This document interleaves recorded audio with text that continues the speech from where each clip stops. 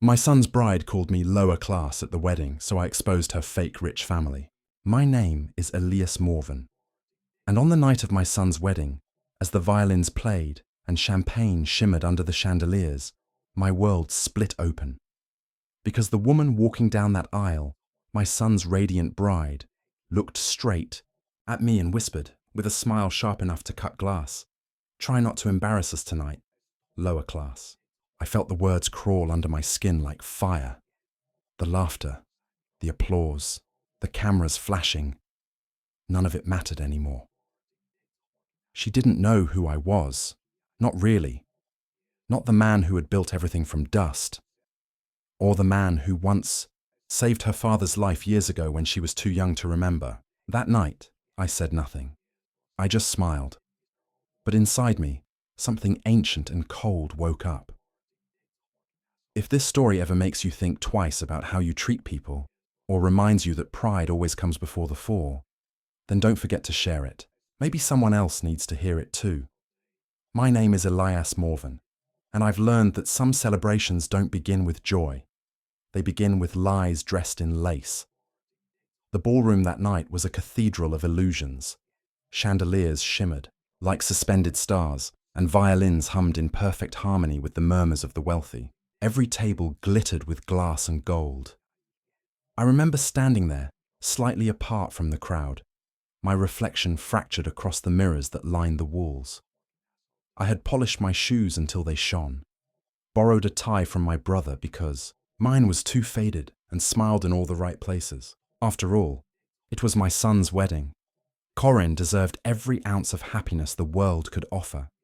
He looked so alive that night, tall, confident, wearing a tuxedo that fit like it had been stitched from pride itself. And when he turned to me, his smile was that same boyish grin I'd seen when he was 10 and showing me his first school medal. My chest swelled with something close to pride. And then, something colder. Because when the doors opened and his bride walked in, I felt the air shift. Elara Vane, the woman my son was marrying, moved through that golden light like she owned it. Every head turned, every whisper stopped. She was beauty sharpened into a weapon, grace that cut. Her dress shimmered like water under firelight, and for a moment I forgot to breathe. Not because of her beauty, but because I knew her face. Years ago, I had seen those same eyes, wide, frightened, rain-soaked, as I pulled her out of a crushed car on the edge of a dark road. Back then, she had clung to me like a child reaching for heaven. And now, she looked at me as if I were a blemish on her perfect day. When our eyes met, something flickered across her expression. Not recognition, not gratitude, contempt. A cold, assessing look that said, "You don't belong here." I tried to brush it off. Maybe she was nervous. Maybe I was reading too much into it. But then, as she passed me, her hand gently brushing the air, her smile fixed, she leaned in and whispered, just loud enough for me to hear, "Try not to embarrass us tonight, lower class." It was a whisper, but it struck like thunder. The words didn't sound cruel at first, just careful, delicate, even polite. But their meaning sank deep, slicing through my pride like glass through paper. I didn't react. Not in front of everyone. I just smiled. I even raised my glass. When they exchanged vows. Even when Corin kissed her with all the love I once dreamed of having myself. But my hand shook. And I realized something chilling. I wasn't angry at her. I was angry at myself. For letting my son walk into a life that wasn't built on love, but on status. The music swelled, people laughed, champagne overflowed. I sat at the edge of it all, invisible, watching the woman who had once been a frightened girl now rule the room like a queen. A toast was made. Corin spoke first, his voice trembling with affection. To the woman who taught me that love isn't about where you come from, but where you're going. The irony nearly made me choke. When it was my turn to speak, I stood slowly. My heart was a quiet drum. I looked at my son, my boy, and then at her. Her eyes dared me to falter. I said softly, to my son, May your love be stronger than pride, and your kindness louder than wealth. For a heartbeat, the room froze. She smiled again, tight, perfect, but her eyes darkened. I sat down, pretending not to notice, but something in her gaze told me she understood the message. The rest of the night blurred. I remember the laughter, the flash of cameras, the music echoing against the marble floors, but all I could think about was that whisper, that venom wrapped in silk. I went outside for air. The moonlight poured over the empty courtyard, cold and honest. My reflection stared back at me from a puddle by the stairs, a man caught between pride and heartbreak. I should have been celebrating my son's future, but instead, I felt like I was watching a play I'd already seen the ending to. And as I stood there, I heard her laughter from inside, sharp, victorious, unbothered. That was when I made a promise to myself. I wouldn't ruin my son's happiness. Not yet. But if Alara ever made him bleed, I would make sure her world remembered mine. And somehow, deep down, I knew that day was coming. The champagne still glittered. The violins played. But in that golden room full of smiling faces, I saw the first crack form in the mask of perfection. And it looked a lot like destiny waiting to be undone. My hands still remember the exact weight of that night. I can feel it now when I close my eyes. The cold press of metal under my palms, the oily tang of gasoline in the wet air, the rain like 1,000 small hammers on my jacket. It was one of those nights that names itself later, the kind you only realize was destiny when time has already folded it into your bones. I had been 26, elbow deep in a rusted engine, when the call came. A twisted sedan on the cliff road, lights gone out, someone trapped. The description sounded ordinary, until the dispatcher added, almost as an afterthought, that the car belonged to the Vanes. The name landed in my chest like a stone. I still hear the scraping metal. The world smelled of iron and wet earth as if the world itself had been cut open. When I pulled her from the wreck, she was small in my arms. Bone and breath and fear. Her hair was plastered to her skin. One shoe had flown off somewhere into the night. She screamed once, a raw sound that was more animal than human, then went very still, eyes like two wet coins reflecting the flash of my lighter. I remember the way her fingers clung to my collar, as if the fabric would stitch her back to life. I had not meant to be a hero. I had meant only to do the next honest thing a man could do. Afterwards, under the hospital's harsh white lights, the Vane patriarch arrived like an isolated storm. He smelled of old cologne and authority, leather and citrus, everything I had never owned but had learned to recognize. He offered money the way some men offer apologies. It was heavy, wrapped in an envelope, polite as a guillotine. I refused. I remember the way his face tightened, the polite cruelty of his smile. He asked my name, where I worked, who I loved, and I answered like a man who believed the world was still fair. He said, "You did us a service." He left with his daughter tucked into a wheelchair, eyes full of something like gratitude and something like distance. For a time the Vanes were myths I would pass on the street. Distant, glittering, untouchable. I returned to my garage, the smell of motor oil like a prayer. I kept the shirt I had worn that night. It had a smear of blood that would not wash out completely, a map of the place where fate had met me. Alara, then a child in my memory, sent a letter of thanks later, trembling handwriting that read as if penned by someone still learning how to hold a pen and a life. She signed it with a flourish I have never forgotten. I kept that letter folded in a drawer for years, because it smelled faintly of hospital antiseptic and wildflowers, and because sometimes we keep the soft things to remind ourselves we were once necessary. Time is a strange thing. It does not heal so much as rearrange. I married late. I built a business out of stubbornness and long hours. Corin was born with my jaw and his mother's laugh. He grew up on the sound of tools and the smell of warm metal. Sometimes when I worked late, I would pull out the old letter and read her childish gratitude again, and in the quiet of the workshop, the past would be present like a shadow that leaned too close. The Vanes went on with their seasons, galas, charity dinners, the kind of public spectacles that look like warmth from a distance, but are always lacquered. We lived parallel lives, ours honest and small, theirs polished and wide.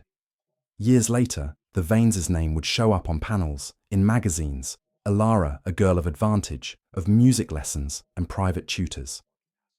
Her photographs accumulated into an identity I only half recognized. When I first met her again, all grown and dangerous with that poised smile, she did not look like the girl who had clung to my shirt in the rain. She wore armor of silk and practiced indifference like a skilled trade. The gratitude in her old letter had been replaced by economy, favors repaid only when profitable. I tried to tell myself that people change, that gratitude curdles into other things, but there was a line in the way she looked at me that never altered. The polite, efficient ignoring of someone who might complicate the image she curated. What I could not have known then, what I only saw later in flashes and half-remembered conversations, was how deep the fracture ran between the name a family carries and the truth it hides.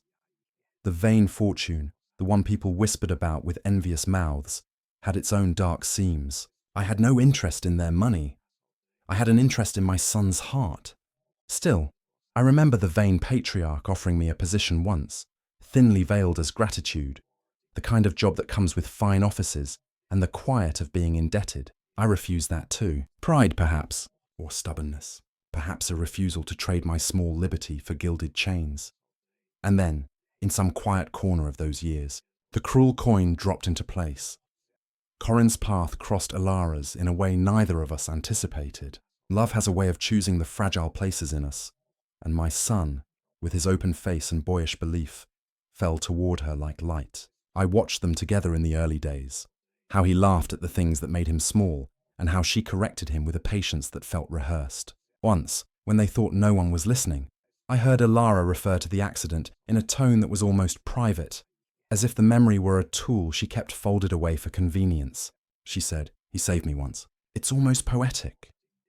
The word poetic she used like a lens, muting the human cost into an image. That thought lodged in me like a splinter. If she could bend history to suit a narrative, what else could she bend? If a life-saving moment could become a prop in her story, what did that say about her truth? The past had not died. It had been catalogued and repurposed. I began to see the world in that light.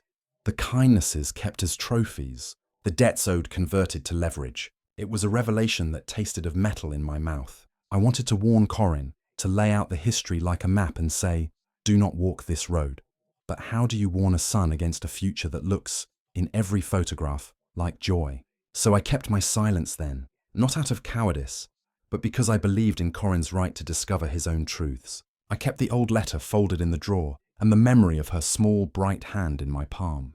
I told myself I would speak if I had to, and I told myself that love could soften what arrogance could not. I told myself anything that would let me be patient. But patience, like all virtues, can become a slow poison if it is not paired with action.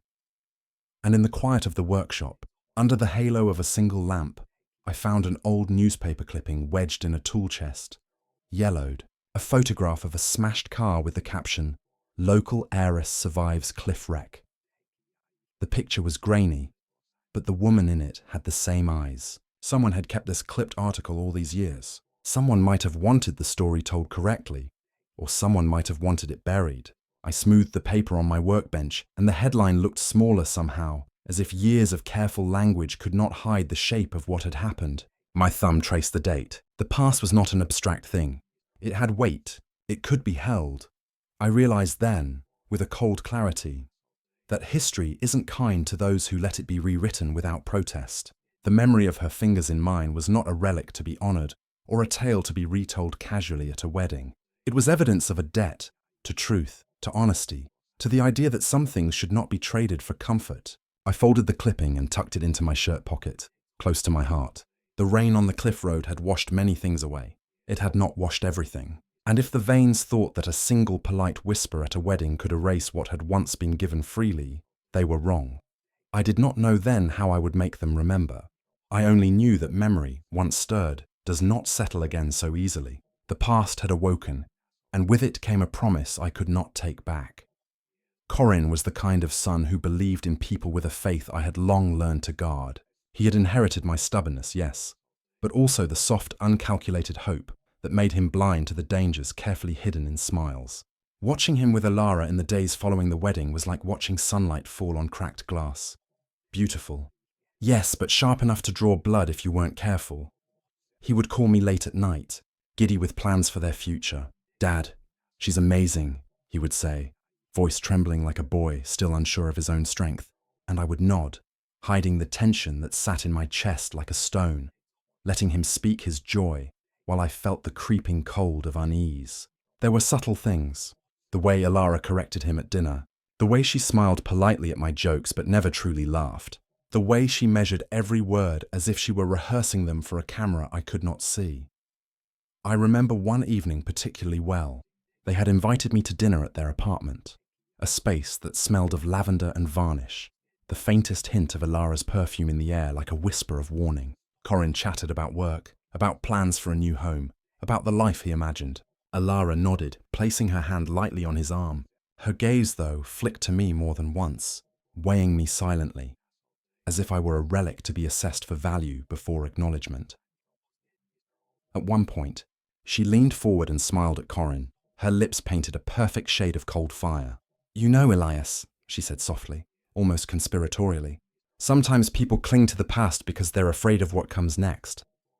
I froze, the words landing with the weight of a stone thrown into still water. Her meaning was layered, deliberate. Was it a compliment, a warning, or a veiled critique aimed at the man who had once held her life in his hands? Corin, blissfully ignorant, laughed. "I think Dad's just sentimental," he said. And I smiled too, a slow, measured smile, letting the lie pass between us. I could not shatter his illusions, not yet. But as I watched them, the domestic tableau of laughter and candlelight, I felt a growing chasm open inside me. The warmth Corin radiated, the blind trust he gave to the woman he loved. It was beautiful, yes, but also fragile, built on the same sands I had once warned myself to avoid. I began noticing the small things, how she deflected questions about her family, how she glanced at her phone with quick, secretive movements, how she never once asked about my day or my work. Each gesture alone seemed innocent, but together they formed a rhythm, a pattern that made my skin prickle. I began to understand a truth that men like me rarely voice out loud. The world does not bend to the purity of your intentions. Love, kindness, integrity. They are virtues, yes, but not shields against cunning or deceit. And Alara had cunning, hidden behind the beauty of silk and a practiced smile. One night, after they had gone to bed, I stayed in the apartment, pretending to read in the living room while listening to the faint hum of their laughter and murmured conversation from the bedroom. It was a small sound, the intimate whisper of a life in progress, but I heard something beneath it, a calculation, a quiet measuring of what could be gained, what could be preserved, what could be discarded. My chest tightened. I remembered the night she had whispered lower class at the wedding, and a slow, deliberate anger began to coil inside me. Not the kind that burns and destroys instantly, but a cold, calculating flame that knows when and where to strike. I realized then that my patience had limits. I had spent years watching the world unfold as if justice would naturally follow kindness, and now I was confronted with a living proof that it did not. Yet, I could not act openly. Corin's love was a fragile thing, a bright, delicate bird perched on the edge of a storm. To intervene now would risk shattering it entirely. And so I waited, I watched, I catalogued. Every glance, every inflection of her voice, every lie she carefully masked as charm. I remembered it all. In the quiet of my own reflection, I understood the terrible beauty of what was coming, a reckoning not yet spoken, a justice that would not arrive through anger alone, but through patience, understanding, and timing. The man who had once saved her life would one day make sure the truth could no longer hide behind her polished smile. And yet, as I turned off the light and stepped back into the shadowed corridor, I felt a pang of guilt sharper than any anger. My son's devotion was real, and I was the one who knew its peril. Outside, the city hummed like an indifferent witness, neon bleeding into puddles on the street. Somewhere, a car alarm screamed for a moment and then fell silent. I clenched my fists in my pockets, feeling the cold metal of my watch against my skin, and I whispered to myself quietly, with the weight of both love and warning, "Hold fast, Corin. Hold fast, because what is coming will test everything you believe. Time has a way of revealing what glittered too brightly to last." In the months following the wedding, the perfection I had witnessed that night began to show its first fissures. The apartment that once smelled of lavender and varnish now carried the faint tang of tension.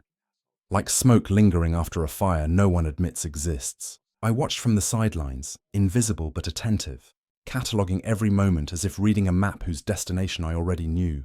Ilara's smile remained flawless, but it began to feel brittle, a mask held in place by careful practice. I noticed the way she would excuse herself suddenly, phone in hand, her shoulders stiffening whenever a call went unanswered or a letter arrived. Once, I overheard a hushed conversation between her and a supposed friend about overdue bills, contracts, and financial arrangements I knew she had no right to make. The words were deliberate, almost surgical. Debt, forgery, false documents, everything that painted the gilded life she projected as a careful illusion. Corin, as ever, remained blind, his eyes still luminous with love, his hands still trembling with hope. He would defend her at every turn, claiming that her coldness was simply nervousness, that the hints of arrogance were nothing but the refinement of upbringing. "Dad," he said one night during dinner, voice soft but firm, "she's just careful. You have to understand. She's protecting herself." And I nodded, drinking in his faith like poison. It was sweet and unbearable all at once. I had to remind myself constantly, patience, observation, understanding. Any rash movement would alert him, fracture his trust, and expose the fragile truth too soon. So I remained quietly gathering fragments. A receipt here, a phone call logged there, a whispered admission of insolvency from a relative who trusted me without realizing why. Every piece formed a pattern I could see more clearly than Corin ever would in his blindness. It was during one of these quiet evenings, as I sat with a glass of whiskey in the dim light of my own study, that the realization hit me fully. The life she had built, the fortune she flaunted, the networks she leveraged, the persona she projected. It was all borrowed with the precision of a skilled illusionist. Her power was theatrical, her charm a calculated performance, and the man who had saved her life once, the one who had held her trembling and bleeding in the rain, was now powerless to intervene without shattering his son's heart. I remember the way the shadows played across the walls that night, long and deliberate, stretching like the truths I had not yet spoken. Every memory I had of her, every bright-eyed girl clinging to me in terror, now collided violently with the woman she had become. I felt the old weight in my chest, the same one that had warned me at the wedding. Betrayal is not always immediate. Sometimes it unfolds quietly, like a leak in a dam that appears too small to notice, until suddenly the water is rushing through, unstoppable. Corin's devotion became both a shield and a vulnerability. He trusted her implicitly, believed in the illusion she crafted, and refused to see the threads of deception I could trace clearly. Every lie she told him, every half-truth whispered in the night, built upon the memory of trust he placed in her, and I could see how fragile it was. I began to plan. Not revenge yet. That would come later, when the pieces were fully aligned. For now, I had to gather proof, anticipate her moves, and protect my son from the slow poisoning of his own hope. I walked through their apartment one afternoon while they were out, cataloguing receipts, noticing gaps in ledgers, observing the subtle inconsistencies in her letters and messages. It was meticulous work, the kind that required patience, silence, and a memory sharper than any blade. And as I placed a stack of papers carefully back in the drawer, I realized the cruel truth. The woman who once clung to me in fear now wielded that fear like a weapon, against those who trusted her, against my son, and even against the man who had saved her life. The irony was almost poetic, if irony could ever taste so bitter. That evening I returned home, shoulders heavy with the knowledge I now carried. Corin called me later, laughing about a conversation he'd had with Ilara about their future. I forced a smile into the phone, pretending all was well, as the quiet voice inside me whispered that soon, very soon, the cracks beneath the vows would open wide enough for the truth to spill through. The night was cold, and the city hummed softly outside my window. I lit a single lamp in the study and leaned over the papers, tracing lines of deceit like a cartographer marking treacherous terrain. Every letter, every figure, every lie, every omission, they were all pieces of a puzzle I would solve. And in the distance, faint and elusive, I imagined the moment when Corin would see her, not as the woman he loved, but as the architect of a deception so intricate it nearly cost him everything. I didn't know how he would react, but I did know one thing with certainty. Patience would be the weapon that let justice unfold naturally. And somewhere deep in my chest, I felt the first pulse of satisfaction, quiet and steady, like a drumbeat waiting for the final crescendo. It happened sooner than I expected, and yet it felt inevitable, as though the tension I had been measuring in silent increments had reached a breaking point no one could ignore. Corin and Alara had invited me for dinner again, a routine that had grown more uncomfortable with each passing week.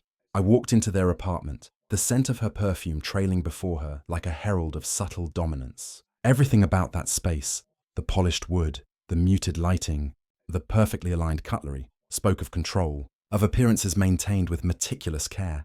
Corin greeted me warmly, as he always did, eyes bright, cheeks flushed with the excitement of domestic contentment. I forced my own smile in return, feeling the familiar ache of restraint pressing against my ribs. But then Alara arrived, gliding in like a shadow that somehow gleamed, her smile perfect but unreadable. The air shifted instantly. The subtle tension I had felt for months was now a palpable presence in the room. Dinner began with polite conversation. Corin spoke about their future plans, about apartments in better neighborhoods, vacations meticulously scheduled, the life he thought he was building with love. And Alara nodded at everything, smiling at him as though he were the axis around which her world revolved. But then the mask faltered just slightly. A comment, lightly thrown, casual in tone but sharp in precision. Sometimes, people only see what they want to see, don't they? Corin laughed nervously, dismissing it. I studied her. The warmth was gone from her expression, replaced by a careful neutrality that bordered on cruelty. My pulse quickened. I knew what she was doing. Testing, measuring, asserting control. I had seen this before, not just in her, but in every person who treats honesty like a weapon to wield. Then came the explosion. Not literal, not violent, but devastating nonetheless. Corin, trying to defend her as always, raised his voice slightly, desperation creeping into his tone. Dad, you don't understand her. You think she's manipulative, but she's not. She's protecting herself. You've never seen her side of things. I let the words hang for a moment, tasting the irony. Protecting herself. She had no interest in protection. She had only interest in perception, in crafting a life she could control, even if it meant manipulating the people she claimed to love. And you, I said softly, deliberately, believe that unquestioned loyalty is enough to define a person's character. Sometimes love blinds us to what we should see. My voice was calm, measured, the kind of calm that carries the weight of warning. Alara's eyes flickered. For the first time, her mask cracked slightly. I saw something like irritation, and just beneath it, recognition. The faint awareness that I had begun to see her clearly. She smirked, a small, tight curl of lips, as though daring me to continue. Corin, stunned by the tension, tried to intervene. Dad, please, don't.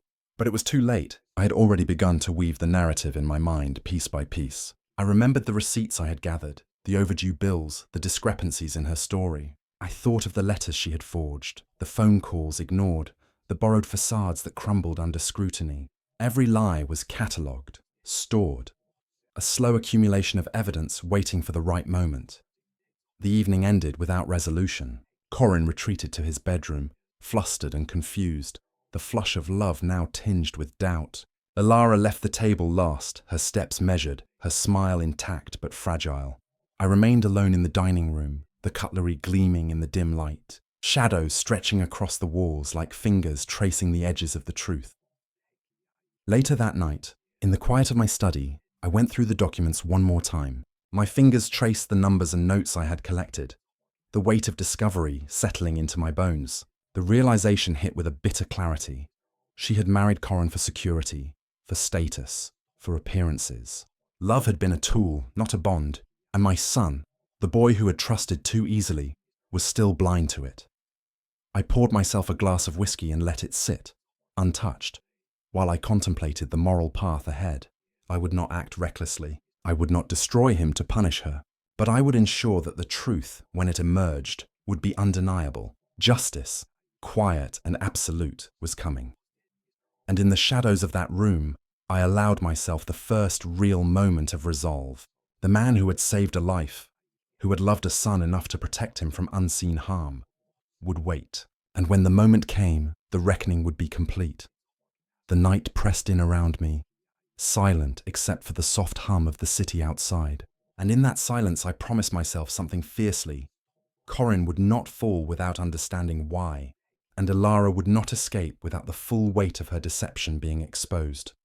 The pieces were in place. The storm had been catalogued, and soon the world she had built from lies would be tested against the reality she had so meticulously avoided. The night I chose to confront her was quiet, deliberate. An evening orchestrated with all the patience and precision I had accumulated over months of observation. I invited them both to dinner in my own home this time, a space I controlled completely. No chandeliers, no gilded surfaces, no illusions of perfection. Just warm light spilling across the oak table, the faint scent of aged whiskey and roasted meat, and the soft hum of a city outside that did not care who triumphed or fell.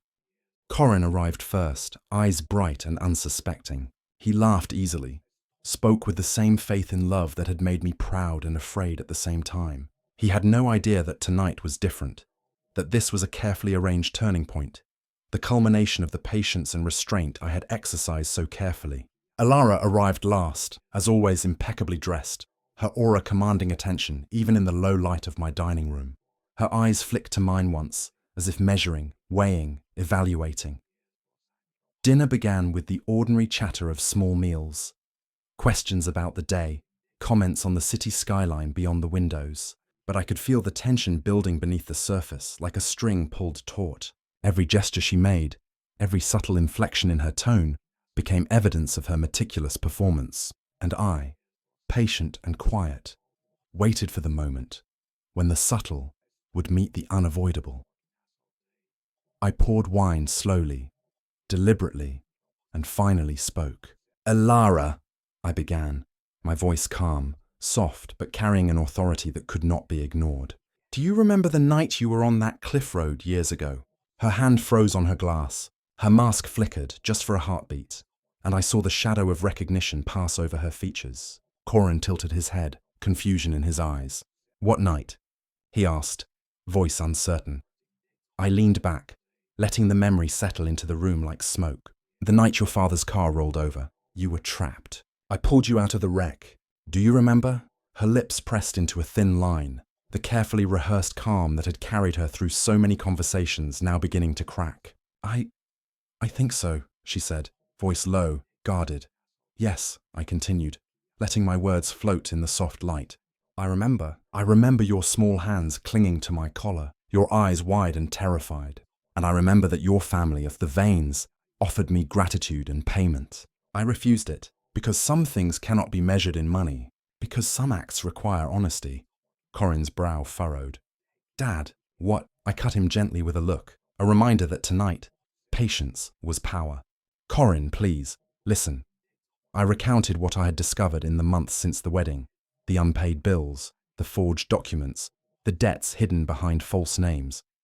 I traced the subtle web she had constructed, the life built on borrowed power, carefully maintained lies, and the falsehoods she had woven into the very foundation of their marriage. I spoke slowly, letting every detail land, every omission weigh, every truth settle in the space between us.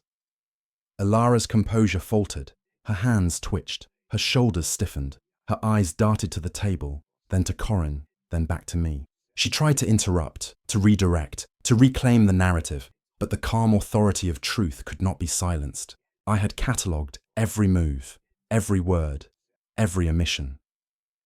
I had become a quiet witness to the construction of her deception, and now the full picture was emerging in the room around us. Corin's face paled. The trust he had placed in her began to waver, his laughter fading into uncertainty. His devotion, so fierce and bright, had been weaponized by someone he had believed to love unconditionally. The room, once warm with candlelight, now felt charged, a theatre for revelation and reckoning. She tried to speak, but the words faltered. The careful mask she had worn so flawlessly slipped, exposing the edge of arrogance, the trace of fear, the shadow of a conscience that had been complicit in lies. And in that moment, I realized, victory does not always roar. Sometimes it whispers, and it is quiet, deliberate, and impossible to deny. The dinner ended in silence, thick and heavy, a quiet that spoke louder than any argument could. Corin retreated into himself, grappling with the first true fracture of his trust, and Elara stood, fragile now despite her appearance, forced to face the consequences of a life built on illusions. I did not gloat. I did not smile. I simply sat, letting the weight of truth settle around us, knowing that the first crack had opened, and the rest would follow in time. The night outside pressed in softly, indifferently, while inside, for the first time, I felt the beginning of resolution, a slow, steady pulse of satisfaction that comes not from revenge, but from justice finally speaking in a voice that cannot be ignored. And somewhere in the silence, I knew the final unmasking was not far off. The moment arrived not with fury, but with inevitability. Elara's world, so carefully built of borrowed wealth and rehearsed charm, began to collapse under the weight of truth. I had called a gathering, framed as a casual dinner with extended friends and acquaintances, people who had long admired her poise and social grace. They came expecting another evening of polished smiles, polite conversation, and effortless performance. They found something else entirely. Elara entered first, radiant as always, confident in her carefully maintained persona. But there was a tension in the room, subtle yet electric, that she could not immediately name. I watched her scan the faces, trying to anchor herself in admiration and approval, but the weight of what she had concealed hung between us like a low-hanging cloud. Corin followed, unaware of the storm about to break. He still believed in the woman he loved, in the story she had told him, in the life she had promised. His devotion had become a shield and a vulnerability all at once, and I felt the ache of it deep in my chest. I had to tread carefully, revealing the truth without destroying him entirely, while exposing the facade that had masked a life built on deception. I began quietly, deliberately, weaving a narrative that was both truthful and undeniable. I spoke of the letters she had forged, the debts concealed, the precariousness of the fortune she flaunted as her own. Every statement was precise, every claim backed by evidence I had collected over months of silent vigilance. I let the story unfold like a slow-burning film, each revelation landing in the room with measured weight, each pause filled with the tension of suspended disbelief. Her smile faltered the first time I mentioned the falsified documents. She tried to interject, her voice smooth and controlled, but I ignored it, letting the silence do the work that confrontation never could. Eyes widened around the table. Murmurs rippled through the gathering. People who had admired her elegance now saw cracks in the veneer, glimpses of ambition and deceit she had carefully hidden. Corin's face shifted as well, from confusion to dawning horror. The devotion that had blinded him began to unravel, piece by piece. I watched as the weight of betrayal settled over him, the fragile illusion of his marriage cracking under the undeniable reality. Elara's composure collapsed entirely when I mentioned her family's financial ruin, a truth she had hidden under layers of borrowed glamour.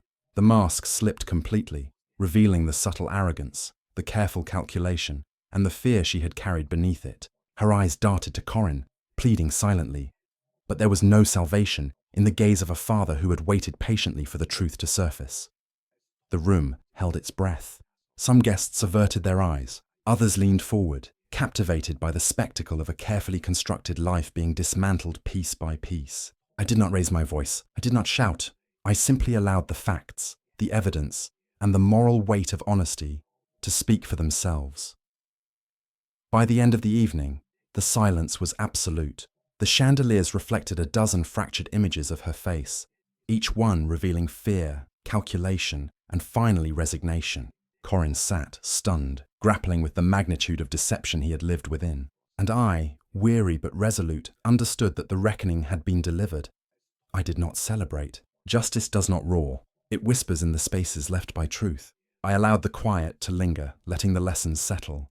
The woman who had once mocked me, who had whispered words of disdain at my son's wedding, was exposed not through vengeance but through patience, meticulous observation, and the steady illumination of fact. And in that room, Amidst the shards of performance and pretense, I saw something I had long awaited: clarity. The son I loved could now see the woman he had believed to love. The illusions that had governed her life were laid bare. The air, heavy with revelation, carried the unmistakable scent of justice fulfilled. I left that night without fanfare, the city quiet outside. Neon reflections in puddles like fractured mirrors of what had occurred. The story had reached its turning point. The unmasking had happened, and in the silence, I allowed myself the first exhalation of relief I had felt in months, knowing the path forward, for Corin, for truth, and for the quiet dignity of patience, was finally open.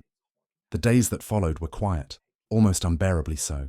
Corin retreated into himself, grappling with the pieces of his love that had been carefully replaced with deception. He would call me late at night, voice low, as if testing the world to see if it could still hold something pure after betrayal.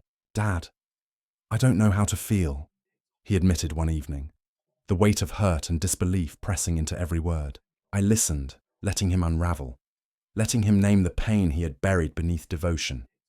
Ilara, meanwhile, retreated into a carefully crafted silence. Gone was the poised elegance, replaced by the thin sheen of desperation. She tried to explain, to justify, to soften the sharp edges of her exposure, but truth does not bend to rhetoric. The web of lies she had spun was fully visible now, and there was no salvaging the illusion without confronting the cost. I sat with Corin one afternoon in the garden, sunlight falling softly on the leaves, and spoke of patience, of resilience, and of the quiet strength in understanding the difference between love and manipulation. "You can grieve," I told him, "but do not let the betrayal define you. You are not diminished because someone else has deceived you. You are stronger because you see clearly now." It was in that moment I realized the true weight of my actions.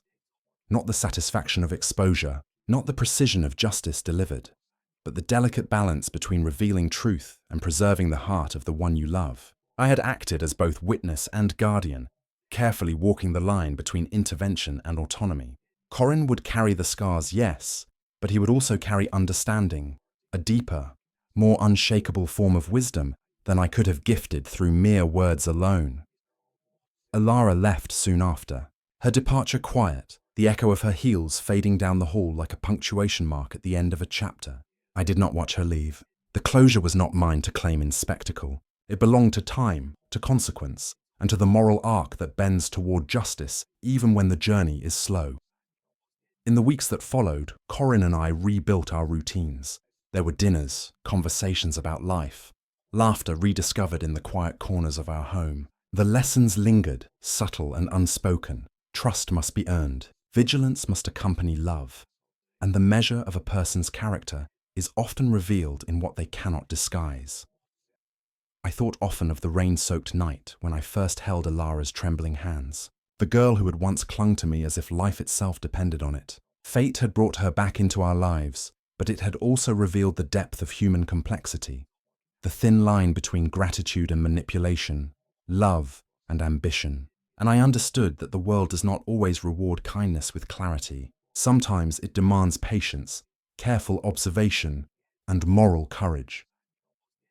As I watched Corin stand in the sunlight one morning, stronger and wiser for what had passed, I felt a quiet satisfaction, not the vindictive thrill of punishment, not the intoxicating satisfaction of retribution, but the enduring peace that comes from standing steadfast in truth and protecting the ones you love. Forgiveness, I realized, is not about absolution. It is about releasing the hold that pain and betrayal might have over you, even when justice has been done. And so, I exhaled the long-held tension that had resided in my chest for months. The storm had passed, the masks had fallen, and a clarity I had once feared impossible now filled the space between us. My son could move forward with his eyes open. Ilara would live with the consequences of her choices, and I, Elias Morven, could finally lean back quietly, in the knowledge that truth, patience, and love had prevailed. Not through recklessness, not through anger, but through the quiet, unshakable weight of integrity. The sun fell over the city, golden light spilling into the streets, reflecting off puddles like fractured glass repaired by patience. And I knew finally that the hardest victories are often the quietest, the most human, and the most deeply earned.